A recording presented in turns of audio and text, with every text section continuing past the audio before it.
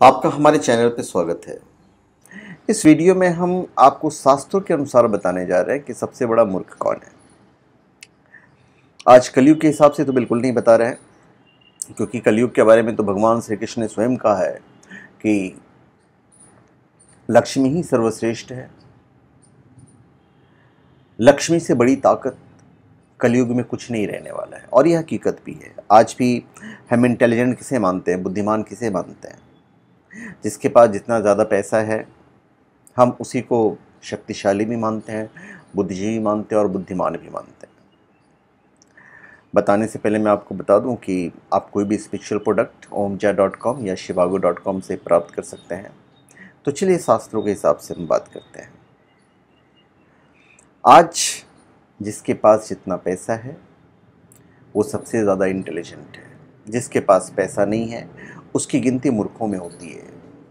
पर शास्त्र पे जब हम आते हैं, और हकीकत भी यही है कि मनुष्य जब बीमारियों से घिरकर मरणशैया पर होता है तो उस विकट समय में ऐसा कोई भी उसका संबंधी नहीं होता जो सहायता करने के लिए उसके साथ चल सके, क्योंकि मनुष्य के 5 भौतिक शरीर छोड़ने पर उसका समस्त धन तिजोरी में ही पड़ा रह जाता है।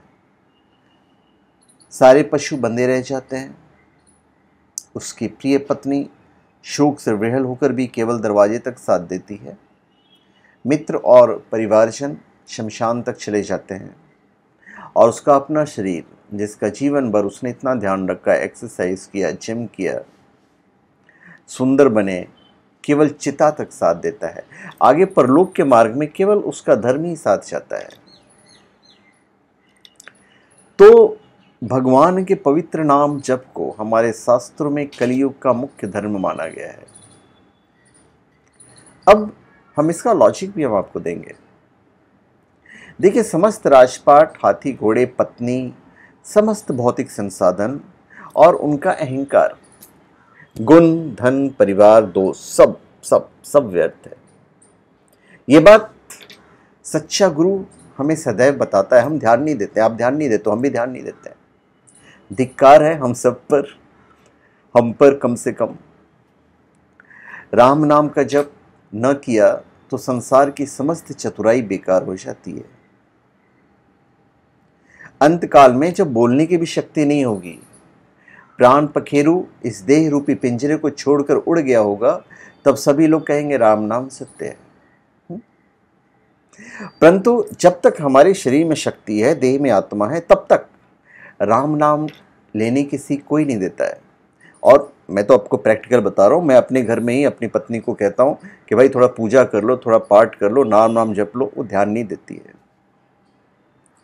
तो कलयुग है, तो राम नाम लेने की सीख कोई नहीं देता है, और यही इस संसार की सबसे बड़ी मूर्खता है।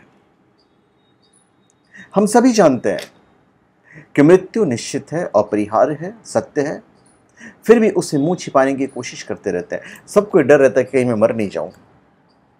मैं मर जाऊंगा तो मेरे बच्चे का क्या होगा, मैं मर जाऊंगा तो ये क्या होगा, मेरा सारा ज़मीन पड़ा रह जाएगा, मेरी जायदाद पड़ी रह जाएगी, मेरा घर पड़ा रह जाएगा। सब कुछ प्राप्त करने के बाद भी मृत्यु के बाद मनुष्य के साथ केवल सूखी लकड़ी ही साथ चलती है। हमारे कर्म ही साथ चलते हैं। तो यदि हमने पूरे जीवन भगवान राम का नाम नहीं लिया, भगवान का स्मरण नहीं किया, हमने उनको दीपक नहीं जलाया, हमने उनकी पूजा नहीं की, तो ये सबसे बड़ी मूर्खता है। जिस भोगी मनुष्य को, जिसने धन, संपदा, मान, यश इकट्ठा कर लिया है, इसलिए उससे बुद्धिमान समझे, वही सबसे बड़ा मूर्ख है। यदि कोई बहुत पैसे वाला है, उसको समझे कि बहुत बड़ा बुद्धिमान है। यदि वो राम नाम जाप कर रहा है, वो डोनेशन कर रहा है, तो हम उसे इतना बड़ा मूर्ख नहीं कहेंगे। जिस त्यागी को संसार पागल समझे, वही सबसे बड़ा बुद्धिमान है। तो आप समझ गए होंगे कि मैं कहना क्या चाह रहा हूं।